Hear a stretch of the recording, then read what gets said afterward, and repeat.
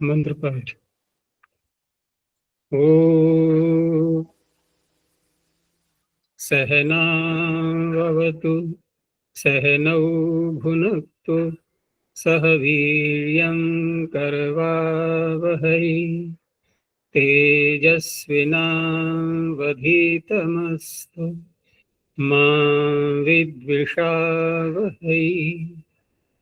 ओम शांति शांति शांति।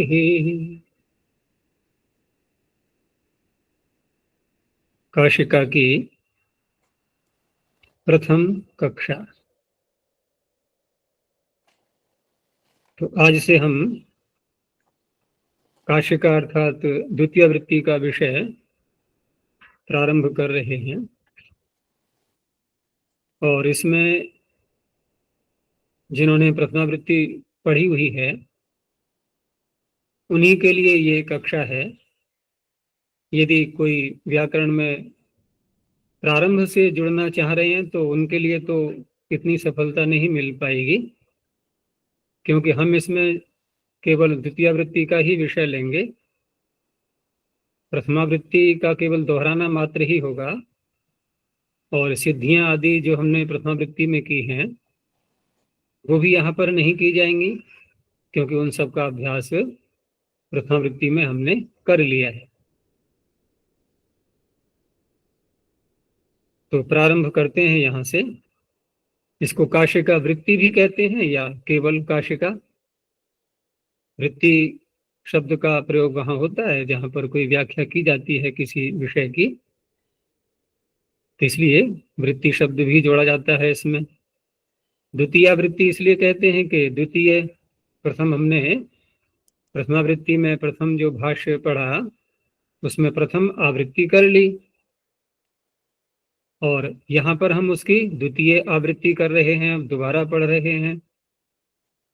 तो मुख्य तो इसमें जो विषय आते हैं वो एक तो पद कृत्य का आता है कि सूत्रों में जो पद हैं वो क्यों पढ़े गए हैं, उनका प्रयोजन क्या है, उनको न पढ़ते तो कहाँ पर बाधा आती। और कुछ अन्य जो वार्तिक आदि हैं वो भी इसमें आएंगे, जिन वार्तिकों में उपसंख्यानम, कर्तव्यम, इष्टि ही ऐसे करके जो शब्द आते हैं साथ में, तो वो वार्तिक भी आएंगे और कुछ कारिकाएं भी आएंगी जो कि कारकीय अलग से भी व्याख्या की है जिसकी कारिकाओं की, वो भी आएंगी, परिभाषाएं भी आएंगी। इस तरह की बातें द्वितीय वृत्ति में आती हैं, लेकिन मुख्य जो बात होती है उसे कहते हैं पद कृत्य।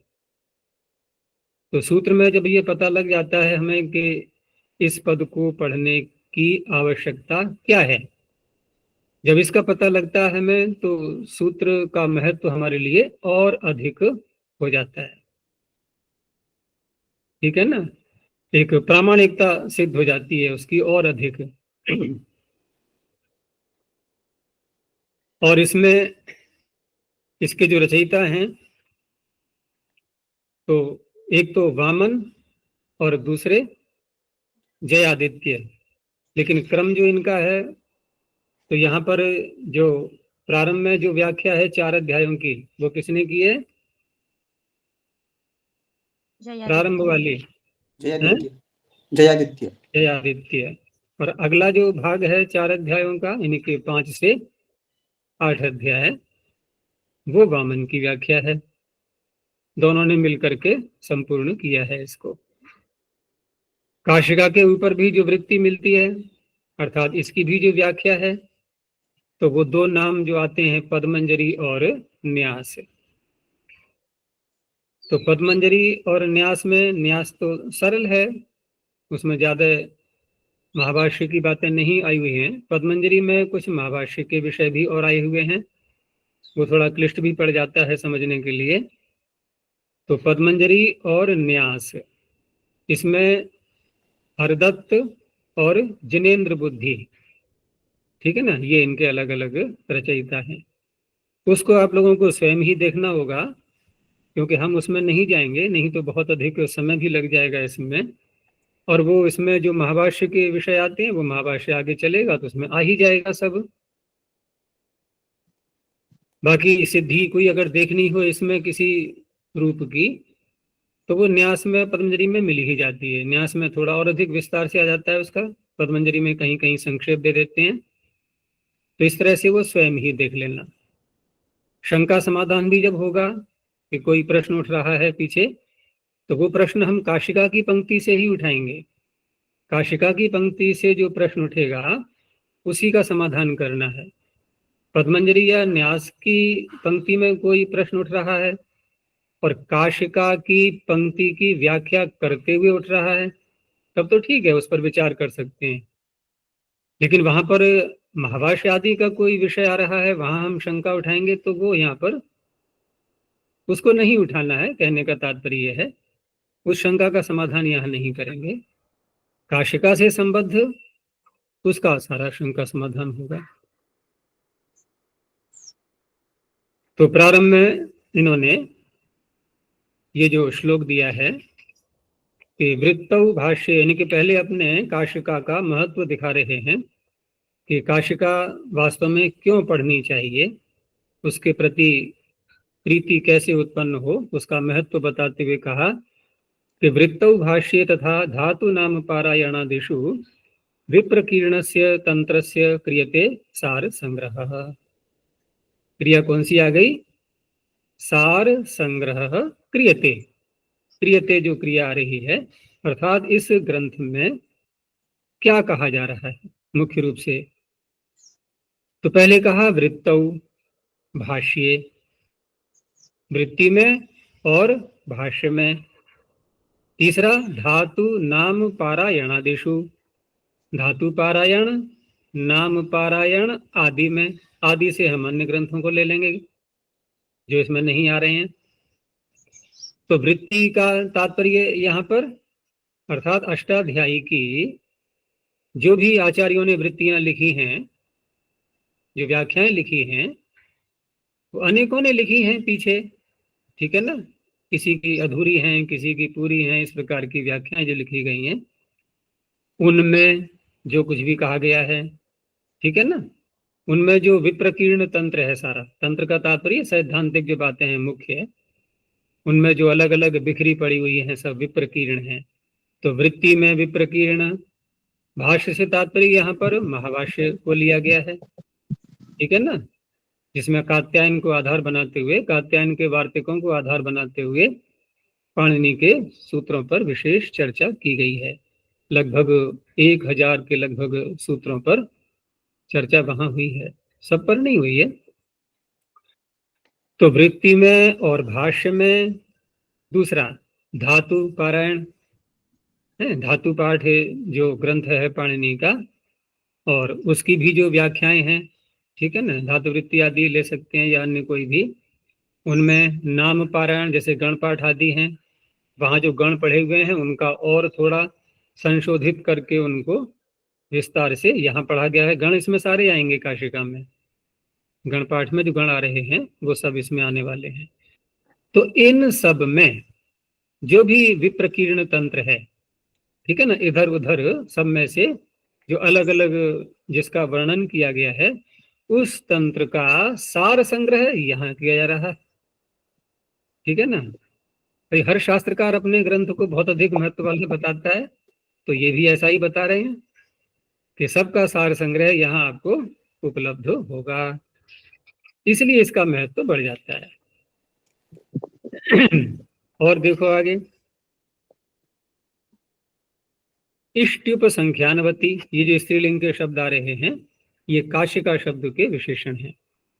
इष्टुप संख्यानवती शुद्ध गणा विवृत गूढ़ सूत्रार्था व्युत्पन्न रूप सिद्धिर वृत्तिरियम काशिका नाम। इयम काशिका नाम वृत्ति ही, ये जो काशिका नाम की वृत्ति है ये कैसी है, तो उसके विशेषणों में पहले दिया इष्टुप संख्यानवती। इष्टि उपसंख्यान, इष्टि होता है ना कि कुछ चाहिए हमें, ऐसा पाणिनि को और कहना चाहिए। ये वार्तिकों की बात कर रहा हूं, वार्तिकों में यही तो आता है विषय कि ये इष्टि और है, ये भी कहना चाहिए था, वो रह गया कहने से। ऐसे जो वार्तिक आएंगे इस विषय को लेते हुए। और उपसंख्यान शब्द भी उनमें प्रयोग होता है कभी कभी, उसका भी वही तात्पर्य है कि इसका भी सम्यक ख्यान करना चाहिए व्याकरण में। वो भी सब वार्तिक आ गए। तो ये दोनों शब्द वार्तिकों की ओर संकेत कर रहे हैं। तो उन वार्तिकों वाली, जिन वार्तिकों में इष्टि और उपसंख्यान कहा गया है, उन वार्तिकों वाली ये काशिका है। ठीक है ना, वो वार्तिक इसमें आए हुए हैं। आक्षेप और समाधान वाले वार्तिक इसमें नहीं है, वो महाभाष्य में मिलेंगे, क्योंकि इसमें जो वार्तिक हैं वो थोड़े ही हैं, जिनमें कि इष्टि और उपसंख्यान का जो जिसमें वर्णन किया गया है, ऐसे वार्तिक इसमें अधिक मिलेंगे। वैसे तो वार्तिकों की संख्या बहुत है, सूत्रों से भी अधिक है। कितनी होगी लगभग वार्तिकों की संख्या 4000 जो महाभाष्य में आ रहे हैं, कितनी हो सकती है? 4000 सूत्र हैं 4000। तो वार्तिक वार्तिक कितने होंगे? मैंने बताया तो कई प्रसंगों में होगा ऐसा। 6000 के लगभग वार्तिक हैं जो कि महाभाष्य में उपलब्ध होंगे। ठीक है ना, तो वो इतने इसमें नहीं है। इसमें इष्टि उपसंख्यान वाले विषय वाले ये अधिक हैं, जिनमें ऐसा कहा जाता है ना कि ऐसा भी कहना चाहिए। ठीक है ना, ऐसे वक्तव्यम शब्द भी आता है कहीं कहीं, ये सब उसी के उपलक्षण है, इष्टि और उपसंख्यान। कई वार्तिकों में आता है ना अंत में वक्तव्यम इति वक्तव्यम, ऐसे वार्तिक मिलेंगे इसमें। और महाभाष्य में जो है वहां तो फिर शंका के रूप वाले भी वही वार्तिक हैं, शंका भी वार्तिकों में, फिर समाधान भी वार्तिकों में, ऐसे चलेगा वहां। तो ये विषय इनका इसका हो गया काशिका का। दूसरा है शुद्ध गण। गण जो यहाँ पर है वो शुद्ध करके पढ़े गए हैं। शुद्ध करके में यह है कि अगर गण में भी कोई अलग से बात कही जाती है स्पष्टता के लिए, तो वो भी गण सूत्रों के अंतर्गत बता दी गई है। वहां पर क्रम भी ध्यान रखा गया है कि गण में किस क्रम से शब्द आने चाहिए, तो इसलिए शुद्ध गण। विवृत गूढ़ सूत्रार्थ। विवृत गूढ़ सूत्रार्थ का तात्पर्य, ये जो जो गूढ़ सूत्रार्थ है, ठीक है ना, जो छिपा हुआ है, गंभीर है, गहन है, ऐसे सूत्रार्थ का विवृत विवरण, ठीक है ना, खुलासा प्रकाशन किया गया है जिसके द्वारा विवृतः गूढ़ः सूत्रार्थः यया, जिसके द्वारा बहुरी समास, ऐसी ये काशिका है। और व्युत्पन्न रूप सिद्धि ही, व्युत्पन्न रूप सिद्धि ये भी बहुरी समास है, सभी बहुरी समास के ही हैं ये।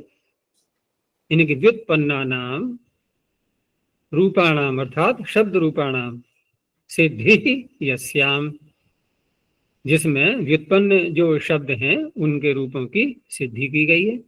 क्योंकि प्रथमावृत्ति का भी तो विषय सारा आ चुका है इसमें। सिद्धि का तात्पर्य यहाँ पर वो क्रम तो नहीं दिखाएंगे कि इसके बाद ये सूत्र लगा ये सूत्र लगा, पूरा नहीं। जिस सूत्र पर वो उदाहरण आ रहा है उस सूत्र ने वहां क्या कार्य किया है वो बता देंगे। तो ऐसी ये है, ठीक है ना, उदाहरणों से सुशोभित है। व्युत्पन्न रूप सिद्धि ही, तो वृत्ति ही इयम काशिका नाम है। ऐसी ये काशिका नाम की वृत्ति है। और काशिका का जो नामकरण है, काशिका ये देश से है। काशिशु भवा काशिका, वो सूत्र रहता है ना, काश्यादिभ्य ठो बताया था मैंने, तो उसी से बनता है ये काशिका शब्द, काशी में होने वाली।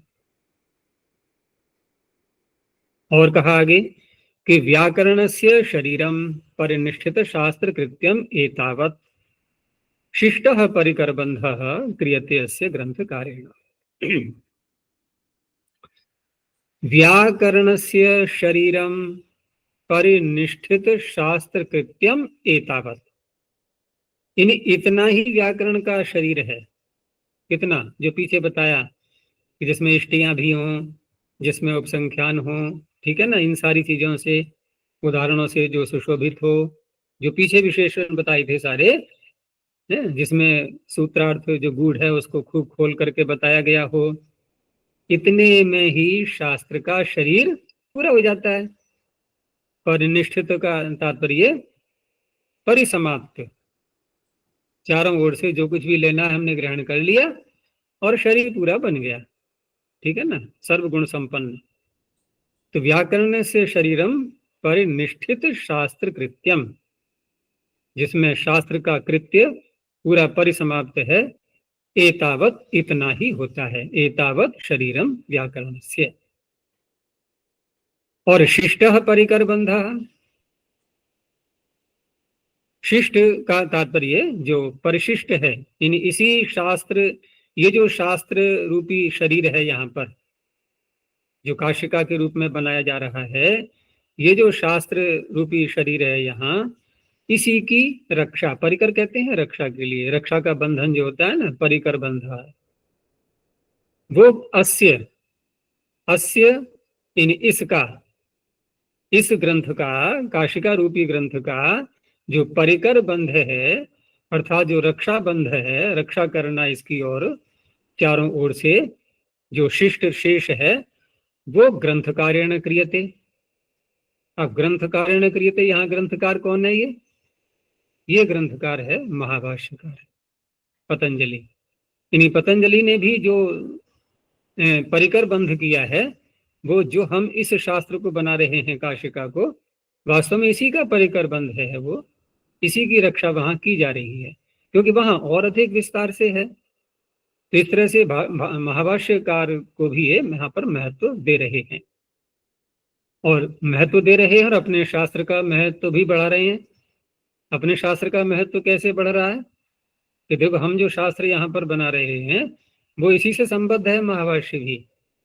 लेकिन इसका ये अर्थ नहीं है कि ये पहले बना है महाभाष्य बाद में बना है, बना तो महाभाष्य पहले ही है, लेकिन उसका महत्व अधिक हो गया, क्योंकि रक्षक का महत्व अधिक होता है ना। परमात्मा सर्वरक्षक है, नहीं है हमारा? तो कहने का तात्पर्य काशिका का भी रक्षक कौन है? महाभाष्य। तो महत्व अधिक ही हुआ उसका। तो इस तरह से इन्होंने 3 इसमें कारिकाओं में ये इस शास्त्र का वर्णन किया, इसका महत्व बताया और नाम दिखाया काशिका। अब यहाँ शास्त्र में ये प्रवेश करते हैं। तो पहला सूत्र अथ शब्दानुशासनम, ये हमने प्रथमावृत्ति में भी देखा, यहाँ भी यही है और महाभाष्य में भी यही आएगा, सर्वत्र आना ही है वो। तो सूत्र दे दिया पहला, अथ शब्दानुशासनम। अब इसमें इसका अर्थ क्या बनेगा? अब यहाँ तो अन्य पद्मंजलि आदि का देखेंगे तो काफी विस्तार है, यहाँ पर अन्य सारी बातें भी आ गई हैं, महाभाष्य की बहुत सी हैं, लेकिन हमें उधर नहीं जाना है, हम सीधे काशिका की ही पंक्ति देख रहे हैं।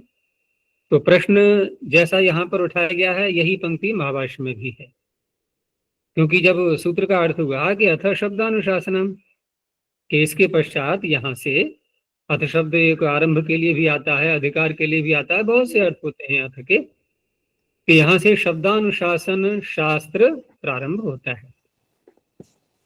शब्दानुशासन में हमने पीछे बताया था, वहां प्रथमावृत्ति में भी जो समास किया गया था कि शब्दानाम अनुशासनम। तो शब्दानाम में षष्ठी व्यक्ति, किसमें? कर्ता में या कर्म में? कर्म में ही तो आएगी। अनुशासन का कर्म हुआ शब्द, तो कर्म में षष्ठी है और षष्ठी तत्पुरुष वहां पर समास कर लिया गया है। तो प्रश्न ये उठेगा कि शब्दों का जो आप अनुशासन कर रहे हैं, किन शब्दों का? केशाम शब्दानाम। उत्तर दिया लौकिका नाम वैदिका नाम से। भाई 2 प्रकार के शब्द, एक तो हम लोक में बोलते हैं और दूसरा वेदों को पढ़ते हैं, तो वहां भी बहुत से शब्द आते हैं, लेकिन वेदों के बहुत सारे शब्द हम लोक में सब नहीं बोलते हैं। ऐसा नहीं है कि दोनों का बिल्कुल ही अलग अलग वर्गीकरण है, पार्थक्य है, कि जो लोक में है वो लोक में ही है, जो वेद में है वो वेद में ही है, ऐसा नहीं। वेद के बहुत से शब्द लोक में भी बोले जाते हैं, लेकिन लोक में वेद के अतिरिक्त भी बहुत से शब्द हैं जो वेद में नहीं मिलेंगे, तो उनका भी यहाँ पर वर्णन है, उनका भी अनुशासन है। अनुशासन शब्द मैंने पीछे बताया था कि अनुशासन क्या है, भाई शासन तो मुख्य परमात्मा का ही होता है, ठीक है ना। अन्य ग्रंथकार उसी का ही तो वहां से लेकर के विषय को और उसके बाद में अपने शास्त्र का निर्माण करते हैं। तो वो सब क्या हुआ, ये अनु हुआ, उसके पीछे हुआ है ये सब अनुशासन कहलाएगा। तो लौकिक कैसे हैं कि लोके विदिता है, लौकिका है जो लोक में विदित हैं उनको लौकिक कहा जाएगा। सूत्र आया है ना इसका, लोक सर्वलोकात है प्रत्यय होता है लोक से, तो लौकिक बन जाता है। और वैदिका नाम च, वैदिक शब्द भी तो वैदिक शब्द वैदिक शब्द कैसे बनाएंगे, ये वेद शब्द से बन जाएगा, ठीक है ना। वेद शब्द से, यानी कि लोके विदिता लौकिका, या भवर्थ में भी कर सकते हैं, लोके भवा लौकिका, दोनों प्रकार से कर सकते हैं। ऐसे ही वैदिक है। तो दोनों प्रकार के शब्द का अनुशासन इस शास्त्र में किया गया है। ये तो इन्होंने प्रतिज्ञा वाक्य रखा है अपना। अब प्रश्न ये उठेगा कि आप अनुशासन करने के लिए, लौकिक और वैदिक शब्दों का अनुशासन करने के लिए आप विधि कौन सी अपनाएंगे। अब इस पर महाभाष्य में काफी चर्चा आई हुई है, तो प्रसंगवश थोड़ा सा मैं संकेत कर देता हूं कि ये विषय उठा क्यों। ये विषय कि कैसे अनुशासन करेंगे, ये बात क्यों विचारणीय हो रही है, यानी कौन सी विधि अपनाई जाएगी। तो वहां जो महाभाष्य में वर्णन आता है कि एवं ही श्रूयते, ऐसा सुना जाता है। महाभाष्यकार भी किसी और कथानक को बोल रहे हैं कि ऐसा सुना जाता है। क्या सुना जाता है कि बृहस्पतिश्च नहीं, बृहस्पतिर इंद्राय दिव्यम वर्ष सहस्रम, कितने साल तक, 1000 वर्ष तक। लेकिन कौन सा 1000, दिव्य, दिव्य जानते हो, दिव्य 1000, दिव्य कितना बन जाएगा, जैसे हमारा एक दिन होता है जितना, और परमात्मा का एक दिन कितना होगा, सृष्टि पूरा सृष्टि, ठीक है ना। ऐसे ही युगों को लेते हैं हम, एक दिव्य युग और एक सामान्य युग, तो बहुत अधिक संख्या बढ़ जाती है। तो दिव्यम वर्ष सहस्रम प्रतिपद विहिता नाम शब्दानाम शब्द पारायणम प्रोवाच, एक एक करके, ठीक है ना, एक एक करके शब्दों का पारायण, प्रतिपद यानी कि प्रत्येक बोला गया कि देखो ये शब्द है, ये शब्द है, ये शब्द है, ये शब्द है। आख्यान व्याख्यान करने वाले कौन, बृहस्पति। अध्येता, अध्ययन करने वाला कौन था, इंद्र। वो भी ऐसे नाम लिए गए जो सर्वोच्च कोटि के आ रहे हैं गुरुओं में और शिष्यों में, ठीक है ना। तो शब्द पारायण प्रवाचन न च अंतम जगह में, लेकिन अंत को प्राप्त नहीं हुए। दिव्य वर्ष सहस्र तक पढ़ाते पढ़ाते, ठीक है ना, एक कथानक है समझाने के लिए, क्योंकि दिव्य वर्ष सहस्र शरीर चलेगा ही नहीं किसी का। लेकिन उसका महत्व दिखाया जा रहा है कि शब्द तो बहुत हैं, इतना है, अनंत है, आप कितना ही व्याख्यान करते रहो एक एक करके, उसका अंत प्राप्त नहीं कर पाओगे। इसलिए शंका उठ रही है कि आप अनुशासन कैसे करोगे, क्या हमें भी ऐसे ही पढ़ना पड़ेगा दिव्य वर्ष सहस्र तक। तो कहा नहीं, हम जिस विधि को अपनाएंगे वो अलग है। तो उसी का उत्तर दे रहे हैं कि प्रकृत्यादि विभाग कल्पनाया सामान्य विशेषवता लक्षण ना, लक्षण कहते हैं सूत्र के लिए यहाँ, ठीक है ना। यहाँ जो प्रसंग के अनुसार लक्षण का अर्थ हो गया सूत्र, लक्ष्यते, ज्ञायते, जिसके द्वारा हम शब्द को जानते हैं, जो शब्द को संकेतित करके उसके अंदर विद्यमान प्रकृति प्रत्यय को बताता है, उसे लक्षण कहते हैं। अब लक्षण यहाँ दो प्रकार के आएंगे इस शास्त्र में, सूत्र दो प्रकार के तात्पर्य नहीं कि सारे सूत्रों का हमने दो भागों में बांट दिया, ऐसे अधिक होंगे। कैसे दो प्रकार के, एक सामान्य एक विशेष। अब यहां पर अगर हम अष्टाध्यायी में देखें तो सामान्य विशेष कैसे कहा जाएगा, दर्शन में हम अन्य प्रकार से बोलते हैं। तो सामान्य का तात्पर्य होगा उत्सर्ग सूत्र, जिसका क्षेत्र व्यापक है, जो अपनी शर्तों को कम से कम रखता है, वो सामान्य कहलाता है। जिसकी शर्तें अधिक होती हैं वो विशेष बन जाता है, उसका क्षेत्र भी छोटा हो जाता है। शर्तें अधिक होंगी तो हमारी चॉइस कम हो जाती है ना फिर, या नहीं? और शर्तें कम करते जाएं, कम करते जाएं, कम करते जाएं, तो हमारी चॉइस बढ़ जाएगी ना, फिर हमारे सामने विषय बढ़ते जाएंगे फिर तो। और जितना हम अपनी शर्तें बढ़ाते जाएंगे उतनी ही वस्तुएं सीमित होती जाएंगी। तो क्या करना है हमें, शर्तें अधिक बढ़ानी है या कि कम करनी है? चॉइस बढ़ानी है या चॉइस को सीमित रखना है? सीमित रखना है ना। अगर बढ़ा ली तो ये सारा जीवन निकल जाएगा ऐसे, उनको प्राप्त करते करते कुछ नहीं हो पाएगा। तो सामान्य विशेष वाले, विशेषवता मत प्रत्यय है, इनके सामान्य सूत्र और विशेष सूत्र, ऐसे लक्षणों से युक्त और प्रकृति और ये कैसे हैं, ये क्या करते हैं कि प्रकृति आदि से प्रत्यय आदि या जो अन्य आदेश आगम जो भी कुछ परिवर्तन होते हैं वो सारे आ जाएंगे आदि शब्द से। तो प्रकृति आदि विभाग कल्पनाया, ये प्रकृति है, ये प्रत्यय है, इनमें फिर ये आगम आया, ये आदेश हुआ, ठीक है ना, इसका लोप हुआ, ऐसी कल्पना के द्वारा, ठीक है ना, जो सामान्य और विशेष सूत्र बनाए गए हैं उनके द्वारा अनुशासन होगा। ये जाति में एक वचन है या लक्षण है ना, क्योंकि एक वचन आ रहा है ना, एक ही सूत्र थोड़ी है, इसमें बहुत सारे सूत्र हैं। ऐसे करेंगे अनुशासन। तो एक सामान्य सा उत्तर दे दिया है, जब महाभाष्य पढ़ोगे तो बहुत आनंद आएगा इस पूरे विषय में, बहुत अधिक विस्तार से है ये पूरा विषय। अब यहां से ये तो हो गया अपशब्दानुशासन का। अब यहां से प्रारंभ होता है प्रत्याहार प्रकरण। तो प्रत्याहार में हम देखते हैं कि वर्णों का उपदेश किया गया है, यही पढ़ा है हमने प्रथम वृत्ति में भी। और तो कोई अर्थ करते नहीं है कि अयुण इस वस्तु का नाम है, ऐसा बोलते हैं कुछ? कुछ नहीं। न वो संज्ञा है, न परिभाषा है, न विधि है, न निषेध है। कौन सी कोटि में आएंगे ये सूत्र? किसी कोटि में नहीं है, केवल मात्र एक वर्णों का उपदेश है। प्रत्याहार इसलिए बोलते हैं क्योंकि संक्षेपीकरण उनका कर दिया गया है। तो प्रश्न उठाया गया था किमर्थो वर्णानाम उपदेशः।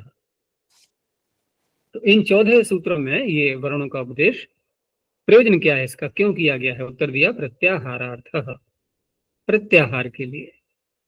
प्रति आहार, अपनी ओर चारों तरफ से ग्रहण कर लेना। तो क्या हो जाता है, एक हमने पकड़ लिया, सब चारों ओर से इकट्ठा करके जो बिखरा हुआ था उसका ग्रहण कर लिया, अपने कब्जे में ले लिया, ये हो गया प्रत्याहार। तो क्यों करना पड़ता है प्रत्याहार? प्रत्याहारो लाघवेन शास्त्र प्रवृत्त्यर्थः, लाघव से, कम प्रयत्न से, अल्प प्रयत्न से शास्त्र में प्रवृत्ति हो जाए, ठीक है ना। शास्त्र में जिस उद्देश्य के लिए हम प्रवेश करना चाह रहे हैं वह अल्प प्रयत्न से ही हमारा सिद्ध हो जाए, इसलिए प्रत्याहार आवश्यक होता है। नहीं तो झलाम जश झसी, ठीक है ना। अब यहाँ प्रत्याहार को हटा दो, कितना लंबा सूत्र बनेगा? अलवंत्यात पूर्वपधा, अलह को बोलो, अल को बोलो, कहाँ तक बोलेंगे? ये 14 सूत्र बार बार बोलने पड़ेंगे ना, ऐसे ही जहां जहां अल आएगा। तो कहाँ हुआ ये लाघव? ये तो गौरव हो गया। अब प्रत्याहार बना लिया तो अल्प शब्द से बहुत सारा ग्रहण कर लिया, इसलिए वर्णों का उपदेश प्रत्याहार के लिए आवश्यक है। प्रत्याहार लाघव से शास्त्र में प्रवृत्ति कराता है, इसलिए प्रत्याहार भी आवश्यक है। अब प्रारंभ करते हैं सूत्रों को। अ ई उण, अब ये इनकी जो शैली है यहाँ पर, ये सब सूत्रों में ऐसे ही आएगी कि अ ई उ इत्यनेन क्रमेण वर्णान उपदिश्य अन्ते णकारम इतम करोति प्रत्याहारार्थम। 3 वर्ण उपदेश किए हैं और नकार लगाया है अंत में प्रत्याहार बनाने के लिए। प्रत्याहारार्थम जब शब्द बोला जाता है तो ये संकेत किधर करता है? आदिरंत्येन सहिता, इस सूत्र की ओर। क्योंकि अंतिम वर्ण क्यों लगाया गया है, ये वही तो, उसका प्रयोजन वही तो आएगा, आदिरंत्येन सहिता, क्योंकि उसकी एक संज्ञा करेंगे और एक संज्ञा करके आदिरंत्येन सहिता से उसका ग्रहण करेंगे। और वही सूत्र है जो प्रत्याहारों को बनाता है। वर्ण यहां से लिए जाएंगे, प्रत्याहार आदिरंत्येन संहिता से बनाएंगे। साथ में ये भी बताते जाएंगे ये कि जो जो अंत में प्रत्याहार सूत्रों में जो अनुबंध लगाया गया है उससे कितने कितने प्रत्याहार बनेंगे, वो भी संख्या साथ में। तो यहाँ कह दिया तस्य ग्रहणम भवति एकेन, एक प्रत्याहार से उसका ग्रहण होता है। जो अण प्रत्याहार बनेगा तो एक वर्ण से उसका ग्रहण होता है। कौन सा वर्ण? पूर्ण दपरा इति अकारेण, क्योंकि हम इण भी तो कह सकते हैं, उण भी तो कह सकते हैं, लेकिन नहीं, केवल अ से ही लेना है हमें, और एक प्रत्याहार बनेगा अण। और उरण रपरह सूत्र उसका उदाहरण दे दिया है, इसमें ग्रहण किया गया है। अब इसमें जो आकार दिया हुआ है उसके विषय में बता दिया कि ह्रस्वम अवर्णम प्रयोगे संवृतम।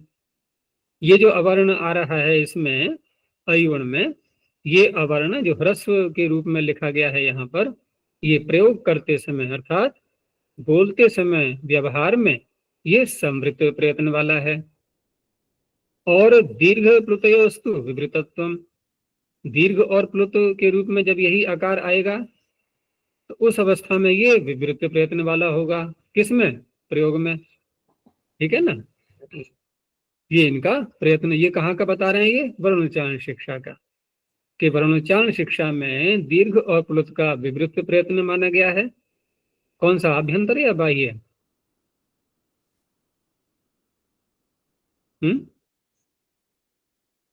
ये कौन सा प्रयत्न है? ये विवृत या संवृत? आभ्यंतर। आभ्यंतर प्रयत्न। ठीक है,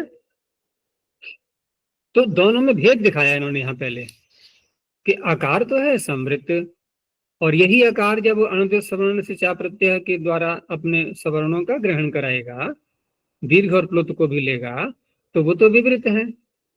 ये अंतर आ गया ना। तो तेषाम सावर्ण्य प्रसिद्ध्यर्थम, तो सवर्णता नहीं रही ना भाई। तुल्य आस्य प्रयत्न, प्रयत्न भी तो तुल्य होना चाहिए। स्थान तो तुल्य हो गया कंठ, प्रयत्न तुल्य रहा नहीं। तो उनकी सवर्णता की प्रसिद्धि के लिए तेषाम सावर्ण्य प्रसिद्ध्यर्थम अकार इह शास्त्रे विवृतः प्रतिज्ञायते। इस शास्त्र में, ये शास्त्र कहाँ जाके समाप्त होगा? अ सूत्र तक। तो वहां तक इस शास्त्र के अंदर जिन जिन सूत्रों को भी हम लगाएंगे, जहां जहां भी आकार का सवर्ण ग्रहण किया जाएगा, वहां वहां विवृत प्रतिज्ञात किया जा रहा है, वहां विवृत माना जाएगा।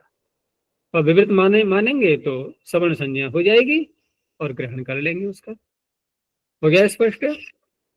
तो विवृतः प्रतिज्ञायते, यानी कि वर्णोच्चारण में जैसा कहा है वैसा नहीं, यहां विवृत माना जाएगा।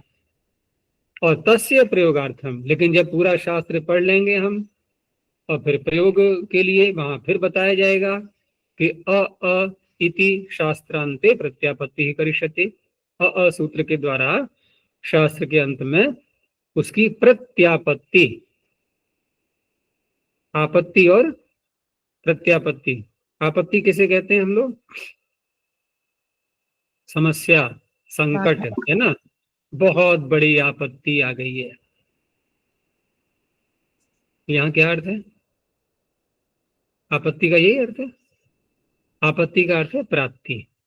ठीक है ना, आसमंतात आपत्ति ही प्राप्ति ही। आपत्ति पदगत है ना, ज्ञान गमन प्राप्ति, आपत्ति प्राप्ति। और प्रतिआपत्ति, प्रतिआपत्ति जैसे उत्तर और प्रत्युत्तर, ध्वनि प्रतिध्वनि। ठीक है ना।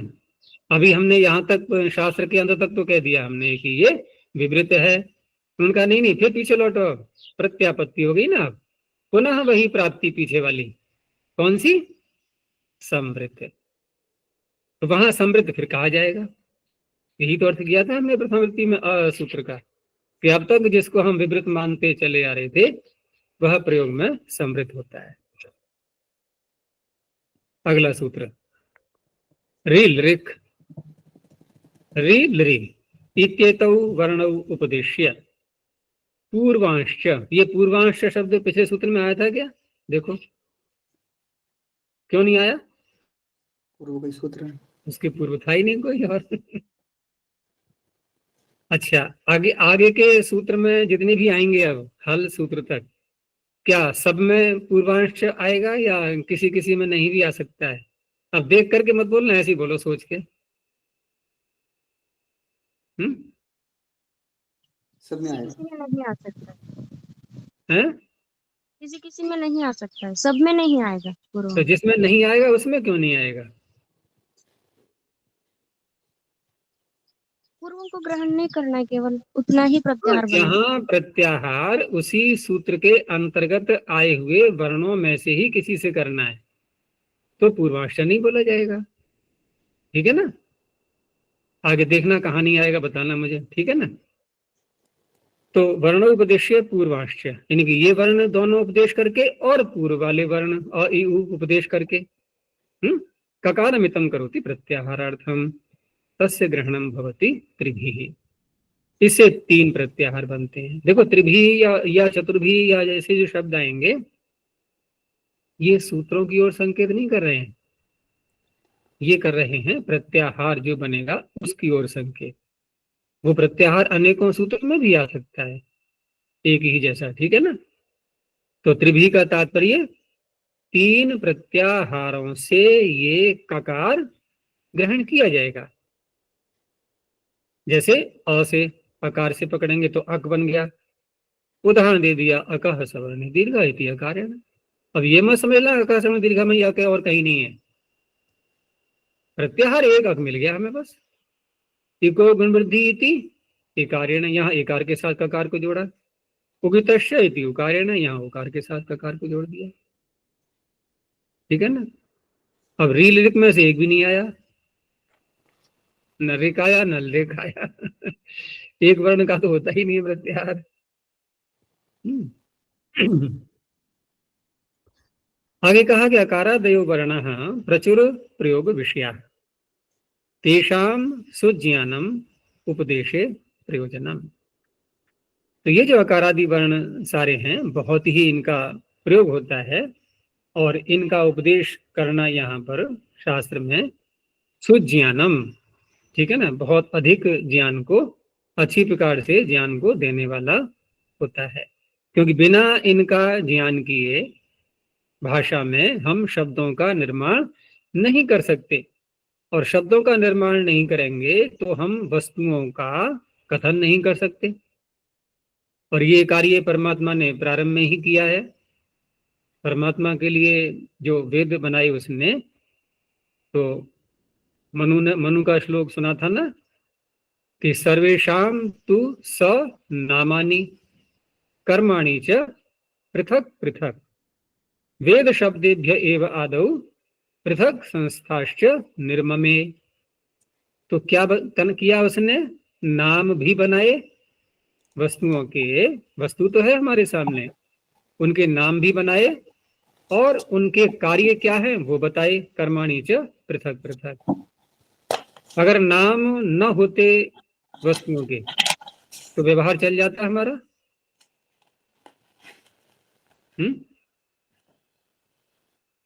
हम कहें कि जल ले आओ, अब जल शब्द को हटा दो, क्या लाए? अब जो कुछ बोलोगे नाम ही तो बोलोगे कि नहीं वो जो द्रव है वो जो बहता हुआ है, अरे ये भी सारे हटाओ शब्द, बोलो क्या बोलोगे? चलेगा ही नहीं व्यवहार।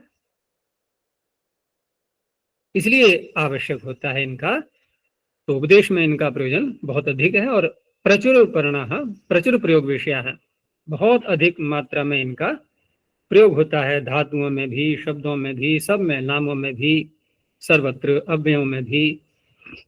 तो इसलिए इनका उपदेश में यहाँ पर आवश्यक है ग्रहण करना, उससे ज्ञान होता है। तो चलो इनका तो मान लिया हमने।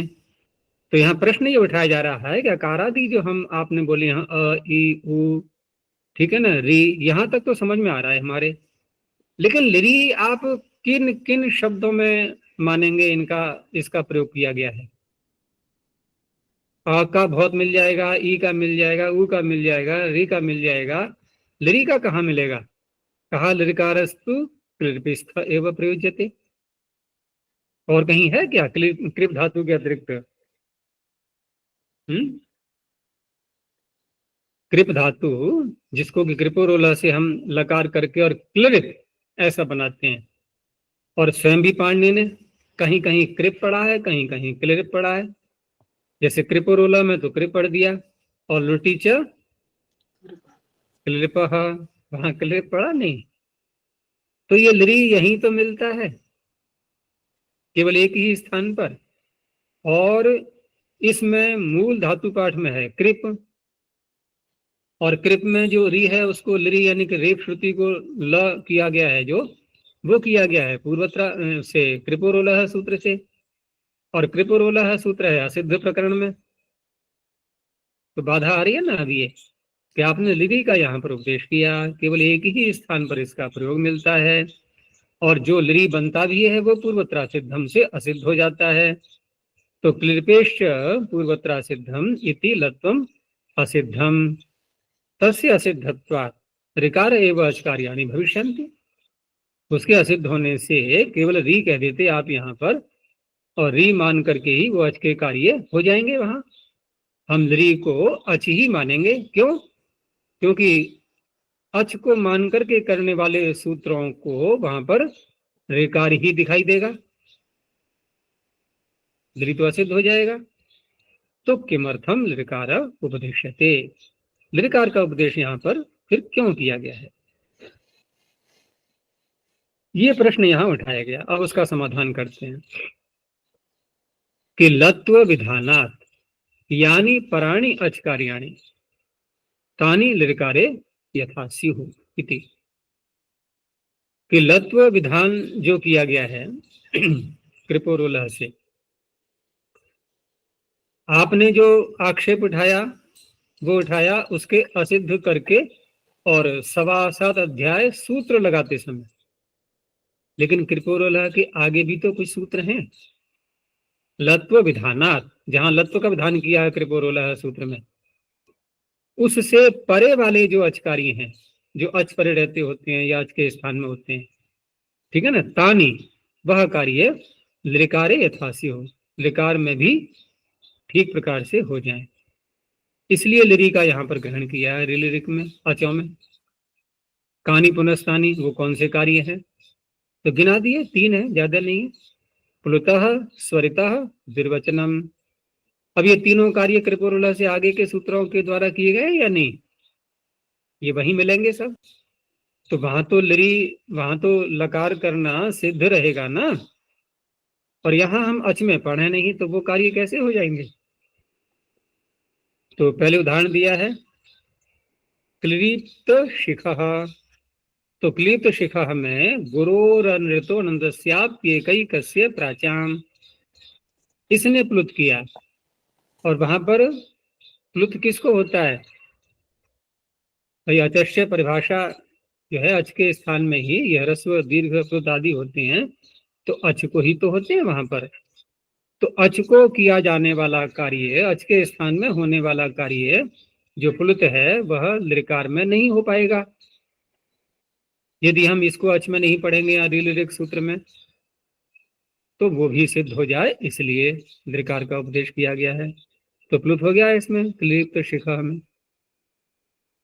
दूसरा दिया स्वरित का प्रक्लिप्त। तो प्रक्लिप्त में क्या हुआ है? यहाँ निष्ठा प्रत्यय है ना, क्लिप धातु से, और प्र के साथ में समास किया गया उसका, और प्र है गति। तो पहले तो धातु स्वर होगा, फिर प्रत्यय स्वर होगा, ठीक है ना। प्रत्यय स्वर होते ही धातु का स्वर हो जाएगा अनुदात। लेकिन यहाँ पर फिर जब गति समास करेंगे प्र के साथ में, तो गतिर अनंतर, अनंतर गति उदात्त होती है। अब सारा इधर सब रह गया, ठीक है ना, सारा समाप्त हो गया। तो क्या रहा इसमें उदात्त? प्रउदात्त रहा, हुआ नहीं हुआ? और प्रउदात्त हुआ तो क्लिरी और त ये हो गए अनुदात्त, और ये अनुदात्त हो गए तो क्लिरी क्या होगा फिर? स्वरित। स्वरित। बस यही प्रश्न है। तो कैसे हो जाएगा स्वरित? ये आप तो अच में पढ़ेंगे नहीं यहाँ पर, तो स्वरित भी तो अच को ही होगा ना। कोई कहे कि स्वरित का विधान अलग से कहाँ है? भाई उन दोनों का समाहार ही तो है। और यहाँ स्वरित आदेश कहाँ कर रहे हैं? यहाँ तो अनुदात्त के स्थान पर स्वरित बोल रहे हैं। अनुदात्त पहले से है नहीं है, तो अनुदात्त तो अच के स्थान में ही होता है, जी। और उसी को हम कर रहे हैं स्वरित। तो यदि अच में नहीं पढ़ेंगे तो इसको स्वरित नहीं हो सकता। प्रक्लिप्तः। आगे दिया है द्विवचन के, ये 2 उदाहरण दे दिए हैं। और इसमें यदि तुम्हारी काशिका में ये पकार 2 बार नहीं लिखा गया है तो लिख लो। क्लिप्तः क्लिप्तवान में पकार को 2 बार लिख लेना, क्योंकि दुर्वचन कर लेंगे ना इसको।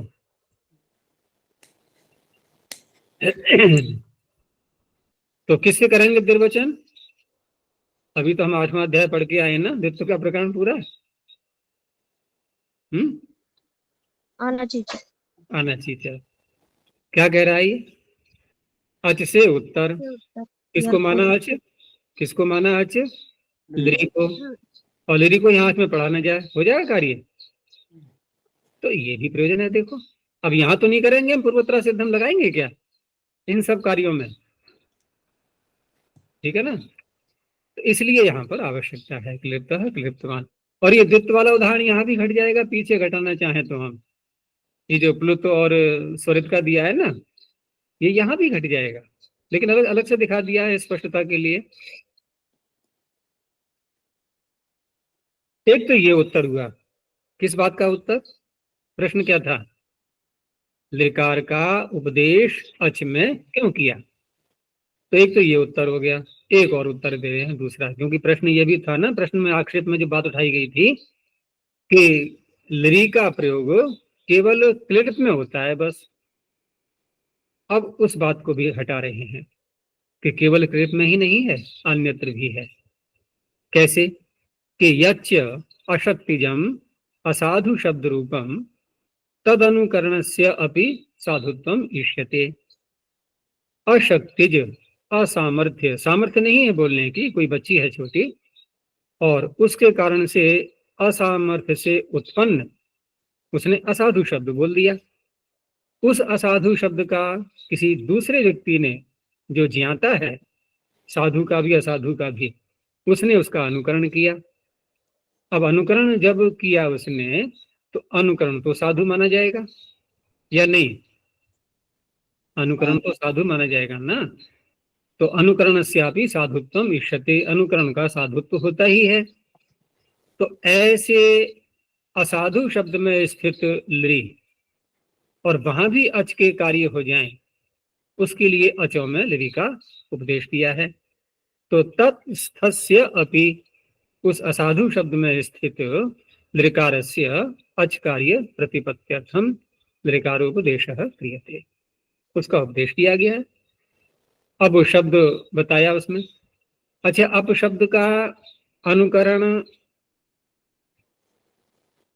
साधु क्यों बन जाता है? वो असाधु क्यों नहीं होता? विचारने की बात है ना भाई। हमने जब कहा पाप, तो पाप का जो अर्थ है तो अर्थ तो वही रहेगा ना उसका। पाप का अर्थ पुण्य तो हो नहीं जाएगा कि नहीं? यदि कोई अनुकरण करेगा तो उसका पुण्य अर्थ हो जाएगा। यदि हम ऐसा मान लें कि अनुकरण भी अपशब्द होता है, ठीक है ना, असाधु शब्द होता है, तो अपशब्द का अर्थ क्या है? स्वयं अपशब्द का अर्थ है गलत शब्द, ठीक है ना। तो अर्थ गलत है तो शब्द भी गलत हो गया ना। अर्थ का प्रभाव नहीं पड़ेगा शब्द पे। अपशब्द स्वयं भी कैसा बन जाएगा फिर? अपशब्द। अब अपशब्द बन गया तो अपशब्द का तो बोलने का नियम नहीं है, हमें कैसे बोलना है? हम तो व्याकरण जी हैं ना, हम तो साधु शब्द बोलेंगे, हम क्यों बोलेंगे अपशब्द? तो हम लोग तो अपशब्द बोल ही नहीं सकते फिर। और ये बात यही नहीं रुक जाएगी, फिर हम अधर्म नहीं बोल सकते, हम असाधु नहीं बोल सकते। जहां जहां भी इस प्रकार के शब्द आएंगे उनको कैसे बोल पाएंगे? तो इसलिए हमें देखना होता है शब्द का अभिधेय। अनुकरण करने वाला व्यक्ति वो शब्द का अभिधेय, उसका जो शब्द का अर्थ है वस्तुनिष्ठ, वहां नहीं पहुंच रहा है। वो पहुंच रहा है वक्ता के द्वारा कहे हुए शब्द पर। यानी वहां शब्द का अर्थ शब्द होता है, फिर वस्तु नहीं। ठीक है ना?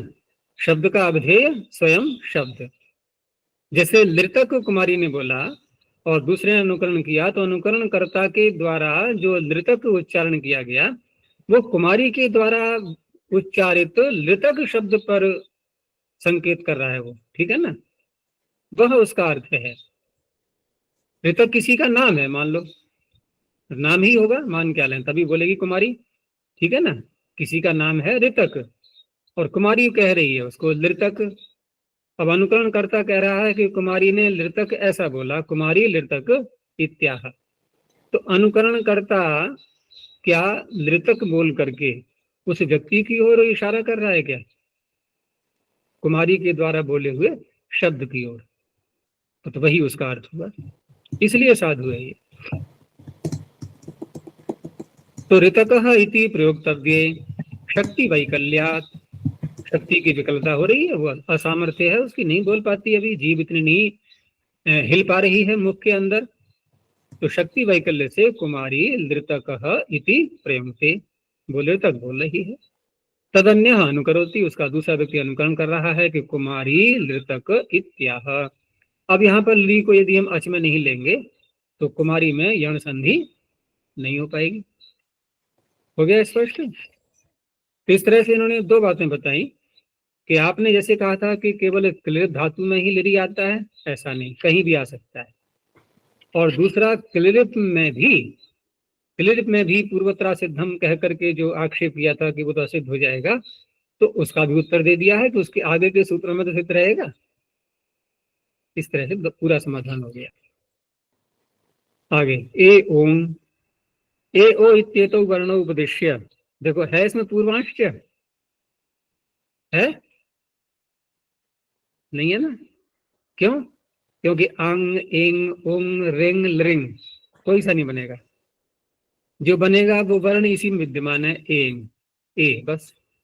तो नकार मितम करोति प्रत्याहार्थम तस्य ग्रहणम भवति, एक ने एक प्रत्याहार बनता है इससे। एंगी पर रूपम इति एकारेण। ये तो समझ में आ ही गया ना कि एक न या द्वाभ्याम या त्रिभी, ये जो आ रहे हैं इनका समझ में आ गया? नहीं, ये प्रत्याहारों की संख्या आ रही है, सूत्रों की नहीं। आगे ऐ औ इत्येतौ वर्ण उपदेश्य, देखो यहाँ आ गया पूर्वांश। अन्ते चकारमितं करोति प्रत्याहारार्थम तस्य ग्रहणं भवति चतुर्भिः। तो अचः परस्मिन् पूर्वधौ इति अकारेण, इच एकाचों प्रत्ययवच्य इति इकारेण, एचो यवायावः इति एकारेण, वृद्धिरादैच इति ऐकारेण। चार हो गए। अच इच एच ऐच क्रम से दिखाएंगे। ये पहले वाले वर्ण पहले बोलेंगे, आगे वाले बाद में बोलेंगे। अब यहाँ पर एक बात और उठाई है कि हमने जो सूत्र बोले अभी चार, इनमें सब में अंत में जो वर्ण आ रहा है, अयुण में नकार आया, रीलिरिक में ककार आया, युंग में नकार आया, अयुच में यकार आया, इनके विषय में चर्चा है कि प्रत्याहारे अनुबंधानाम कथम अजग्रहणेषु न। ये प्रश्न हो गया कि प्रत्याहार में जो अनुबंध कहे हैं उनका अच प्रत्याहार के ग्रहण में, अच ले लिया ना पूरा, चारों सूत्र आ गए, अच प्रत्याहार के ग्रहण में ग्रहण क्यों नहीं है, इनको अच क्यों न माना जाए। क्योंकि अच प्रत्याहार बोला हमें तो अ से लेके च तक सारे ही लिए जाएंगे, फिर अंत वाला भी लेंगे हम। आप लेते नहीं तो क्यों नहीं लेते? अब उत्तर दे रहे हैं 3 प्रकार से कि आचारात, अप्रधानत्वात्, तीसरा लोपश्च बलवत्तरः। एक तो आचारात, आचारात का तात्पर्य आचरण। किसका आचरण? आचार्य का। आचार्य का व्यवहार देखेंगे हम कि वो किस रूप में ले रहे हैं।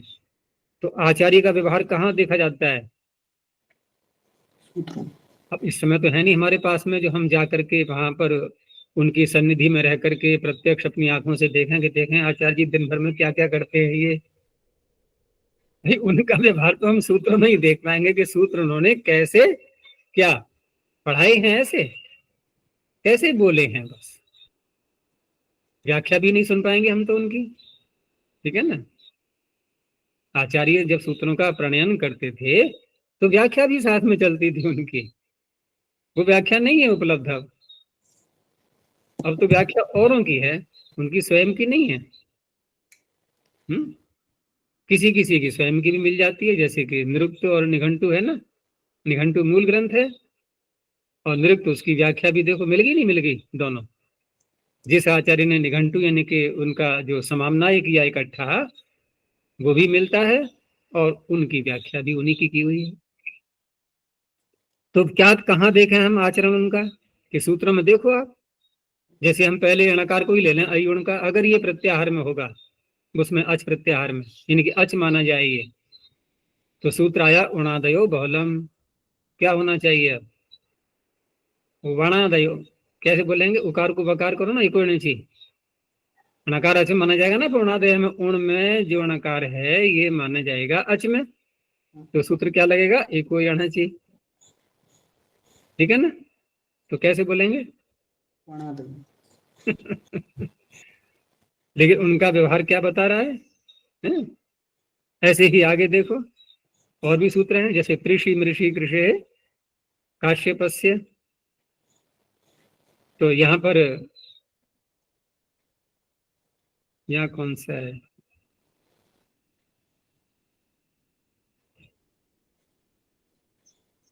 ऋषि मृषि जो इकार से। हाँ, उसको ऐसे लेंगे कि जैसे पहला हुआ अयुण के अणकार का, दूसरा सूत्र कौन सा है? रिलिरिक। तो रिलिरिक में क्या रहा है? ककार। अब ककार को मान लिया हमने अच में, तो त्रिषि मृषि। अब मृषि में जो ईशा में ई है इसके आगे कृषि का ककार आ रहा है, तो यहाँ यणादेश होना चाहिए। ठीक है ना? और ऐसे ही ngमो ह्रस्वादचि ngमो नित्यम। अब यहाँ पर अयुण रिलिरिक एयुण, अब आया ngकार, तो ngकार में भी यहाँ पर अचि ngमुण, अचि ngमुण। तो यहाँ अचि में चमज ई है, इसको यणादेश होना चाहिए।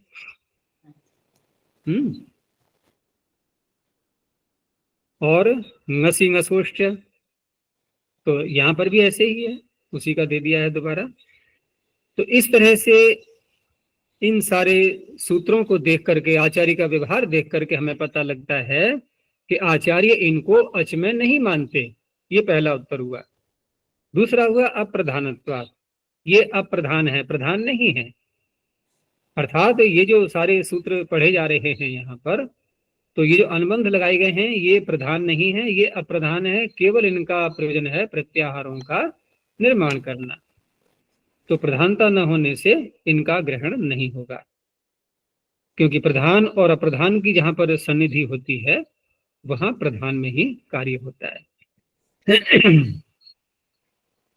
और आगे कहा लोपश्च बलवत्तरः।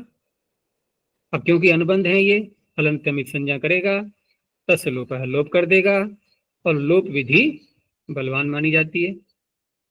और यहाँ पर लोप विधि बलवान ऐसे भी है कि ये सूत्र प्रत्याहार के प्रारंभ में आ रहे हैं और तस्य लोपः सूत्र आगे आएगा। तो आगे आएगा तो पर होने से, ठीक है ना, पर होने से बलवान है। और दूसरा बलवत्ता का एक और भी मापदंड होता है कि जो विधियां नित्य होती हैं वो भी बलवान होती हैं। कि आप यहाँ पर यदि अच संज्ञा कर देंगे इनकी यश प्रत्याहार में, इनको ले लेंगे तब भी लोप होना है, नहीं लेंगे तब भी लोप होना है। लोप तो हर स्थिति में होना है, ठीक है ना। तो नित्य भी है ये लोप विधि यहाँ पर। तो पर होने से और नित्य होने से लोपश्च बलवत्तर, इसलिए इनका अच में ग्रहण नहीं है, ठीक है।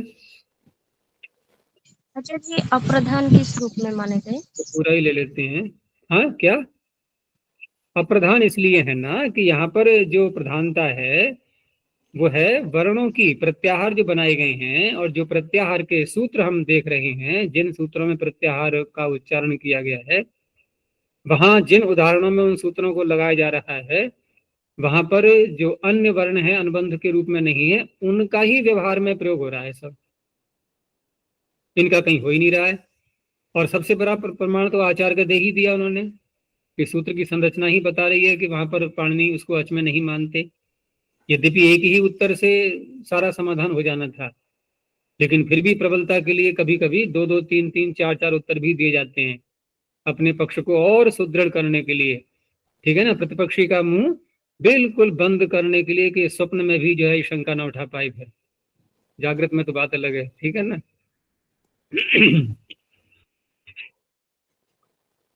आगे है वर्णेशु ये वर्णिक देशा वर्णांतर समानाकृतयस्तेषु तत्कार्यम न भवति। वर्णों में जो वर्णिक देश है, वर्ण का एक अवयव, ठीक है ना, उसको स्वतंत्र वर्ण मान करके, वर्णांतर मान करके, यद्यपि वर्णांतर समानाकृति है उनकी, भिन्न वर्ण के साथ में उनकी आकृति की समानता है, लेकिन फिर भी उनमें वह कार्य नहीं होता। कौन सा कार्य? जो कार्य स्वतंत्र वर्ण में हो रहा है, वह कार्य इनमें एक देश को स्वतंत्र मान करके नहीं होगा। जैसे दीर्घ आ बोला हमने तो आ बन जाता है, दो अ नहीं मानेंगे क्योंकि ह्रस्व है प्रारंभ में, ठीक है ना। ऐसे ही ए आई ओ में भी स्वीकार किए जाएंगे सब में, उसमें प्रारंभ में आ आता है ना और अंत में ई और उ आते हैं। तो वहां ऐसा नहीं है कि अंत के ई और उ लेकर के हम वो कार्य करने लगे, प्रारंभ में अ को लेकर के वो कार्य करने लगे, ये कार्य नहीं होता है। क्यों? कि तत्छायानु कारणु ही थे, वह केवल मात्र ये जो एक देश हैं इनके, ये वर्णांतरों की छाया की अनुकृति मात्र हैं बस। किसी की छाया को आधार बना करके कोई कार्य हो सकता है? ठीक है ना। कोई व्यक्ति खड़ा हुआ है और छाया उसकी दिखाई दे रही है हमें, अब उसको ठंड लग रही है, हमने क्या किया, कंबल ला करके और उसकी छाया को उड़ा दिया, ठीक है ना। तो छायानुकारिणा है, इसलिए यहां पर वो कार्य नहीं होगा, यानी कि हम उस छाया को स्वतंत्र व्यक्ति नहीं मान सकते। लग वैसा ही रहा है क्योंकि फोटो फोटो के समान होता है ना, चलो वो भी हटा दो, अब तो मोबाइल से फोटो खींच लेते हैं ना और उसका प्रिंट निकलवा करके और सामने हमारे हाथ में है फोटो को। अब क्या उसको स्वतंत्र व्यक्ति मान करके व्यवहार कर लेंगे उससे? हम कुछ भी नहीं। ऐसे ही ये लगते हैं कि हाँ वैसे हैं, क्योंकि छाया क्या है, लगती है कि हाँ वैसी ही है। कहते हैं अरे हूबहू है चित्र, ये तो बिल्कुल ऐसा लग रहा है, बिल्कुल सजीव है, ठीक है ना। तो छायानु कारणो ही थे न पुनस्ता एव, वे वही नहीं है। वही नहीं है का तात्पर्य जो स्वतंत्र वर्णों का स्वरूप है अपना, वैसे नहीं है ये। आई में, ए में, आ ई आ उ, ओ में औ में, ये वैसे नहीं है जो स्वतंत्र अ ई उ इत्यादि आ रहे हैं, उस प्रकार से नहीं है। पृथक प्रयत्न निर्वर्त्यम ही वर्णम इच्छन्ति आचार्य। आचार्य क्या चाहते हैं कि जीवात्मा जो प्रयत्न करता है वर्णों का उच्चारण करने में, वो हर वर्ण का उच्चारण का प्रयत्न पृथक पृथक होता है।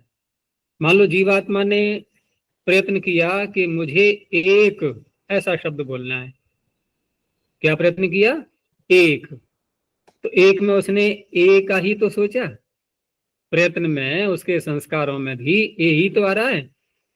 उसने ये तो सोचा नहीं था कि मुझे अ ई और क बोलना है और फिर अ ई को गुण करके एक ऐसा बोलना है, ऐसा सोचा था क्या? अ ई बोलेगा वो एक अलग प्रयत्न होगा, यानी कि आकार का अलग प्रयत्न, इकार का अलग प्रयत्न, ये प्रयत्न अलग अलग हो जाएंगे ना। प्रयत्न गुण होता है, प्रयत्न गुण होता है, क्रिया नहीं। प्रयत्नों की जो गिनती आती है ना दर्शनों में, वो गुण के रूप में आती है। इच्छा, द्वेष, प्रयत्न, सुख दुख, ज्ञानानि आत्मनो लिंगम, ये जीवात्मा के लिंग कहलाते हैं। तो पृथक प्रयत्न निर्वर्त्यम, पृथक पृथक प्रयत्न से संपन्न होने वाले निर्वर्त्य, ऐसे वर्ण को आचार्य इच्छन्ति माने चाहते हैं, अर्थात मानते हैं। चाहते हैं का तात्पर्य है। इसलिए क्या निर्णय हुआ? इसलिए ये जो वर्णों में जो वर्णिक देश हमें दिखाई दे रहे हैं, इनको स्वतंत्र वर्ण मान करके कोई भी कार्य संपन्न नहीं होगा। ये सिद्धांत स्थिर हो गया। अब इस सिद्धांत के स्थिर होते ही एक प्रश्न उठ रहा है, फिर आपको एक उपसंख्यान और करना पड़ेगा, क्योंकि कहीं कहीं हमें इनके वर्णों के एक देश की आवश्यकता पड़ेगी स्वतंत्र रूप में, उसका फिर उपसंख्यान ही तो होगा। तो वही वार्तिक दे रहे हैं कि नुड विधि लादेश विनामेशु रिकारे प्रतिविधातव्यम। यहां प्रतिविधान देखिए, एक तो हो गया विधान। विधान किसका हुआ कि स्वतंत्र वर्ण अलग अलग सब, एक देश को स्वतंत्रता नहीं दी गई, एक देश को स्वतंत्रता नहीं दी गई, ये तो हो गया विधान। अब प्रतिविधान तो फिर वही उलट हो जाएगा ना, कि नहीं, इन इन कार्यों को करने के लिए, इन इन कार्यों को करने के लिए सारे वर्णों में नहीं, री में लिया है केवल यहाँ पर। री में जो रेफ की छाया हमें दिखाई दे रही है, ठीक है ना, उसका स्वतंत्रता के रूप में व्यवहार के लिए इन तीन विधियों में, नुड विधि, लादेश और विनाम, इनमें इसका प्रतिविधान करना होगा। विनाम क्या होता है?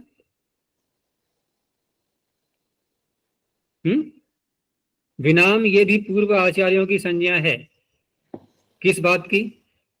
कि सकार या नकार, इन दोनों के स्थान पर जो मूर्धन्य होता है, सकार का मूर्धन्य क्या होगा? शकार। नकार का मूर्धन्य क्या होगा? णकार।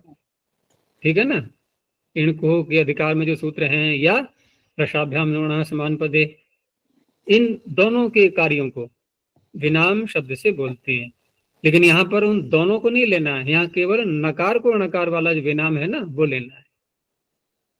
तो नुट करने में लकार के स्थान पर, आदेश करने में, वो लकार आदेश करने में स्थान बनी, लकार आदेश करने में वही कृपरोला से, और विनाम करने में, रिकार में आपको रेफ की जो छाया है उसका व्यवहार स्वतंत्र रूप में मानना होगा। तो नुड विधौ रिकार ग्रहणम, अर्थात मानना होगा। कहने का तात्पर्य आप मान तो रहे नहीं है, तो फिर इन इन विधियों को करते समय आपको री का एक अलग से ग्रहण करना होगा वहां पर, उन उन सूत्रों में। जैसे नुड विधि का है, तो नुड किससे करते हैं? तस्मान नुड द्विहलः। अब वहां पर दो हल वाला चाहिए।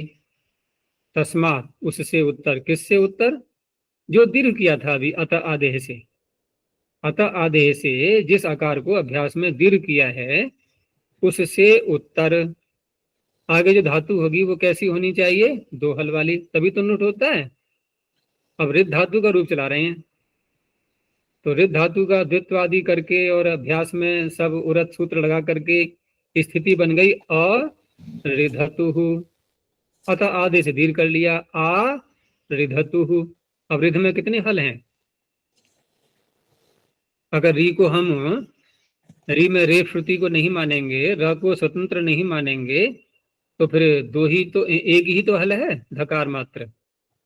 री तो अच में आ गया, तो दो हल है नहीं, लेकिन नुट तो यहाँ पर होता है, तो यहाँ पर आपको री का ग्रहण करना होगा अतिरिक्त नुट करने के लिए। इसलिए दो हल उसमें माने जाएंगे। फिर एक तो री में रेफ हो गया, आगे धकार आ गया, नुडागम हो गया। ऐसे ही लादेश में, लादेश रिकार ग्रहण कृपोरोला से जब करेंगे, तो वहां कृपोरोला में आपको री का अतिरिक्त ग्रहण और करना होगा, सूत्र में बढ़ा करके बोलना होगा फिर। ठीक है ना। वहां भी ऐसे ही है। तो क्लिप्तः क्लिप्तवान। ऐसे ही विनाम में जब कर्तरी शब्द है, आगे नुट सहित आम आ चुका है, तो रसाभ्याम नूणा तो रेफ और शकार से उत्तर करता है, तो वहां आपको री से उत्तर भी नकार को नकार होता है ये कहना होगा। ठीक है ना। तो 3 स्थलों पर उन्होंने ये बात कही है, तो ये बात स्वीकार्य है ही फिर। अब ये ऐसा इन्होंने ग्रहण तो किया नहीं है कहीं, वार्तिककार ने तो कह दिया कि प्रतिविधातव्यम, लेकिन पाणिनि ने तो नहीं मानी उनकी बात। वो कैसे मानते, वो तो पहले हो गए, वार्तिककार तो बाद में आए थे ना। तो बाद में आने वाले व्यक्ति की बात पूर्व वाला व्यक्ति मान लेगा? वो तो है ही नहीं अब, तो व्याख्याकार कैसे करेंगे? तो वहां पर फिर रेफ श्रुति को स्वीकार किया गया है, अन्यों में ये बात नहीं होगी। लेकिन महाभाष्य में कुछ और ही विस्तार आएंगे फिर आगे, वो वहां देखेंगे फिर। ठीक है, तो अभी तक यही रखते हैं, ये अच्छ वाला पूरा हो चुका है। आगे अब व्यंजन आएंगे, उसको कल देखेंगे। प्रणव ध्वनि। ओ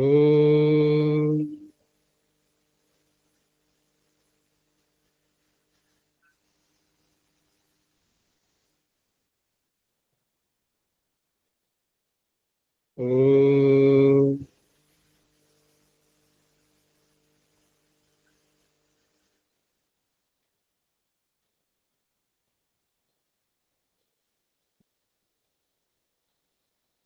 ओ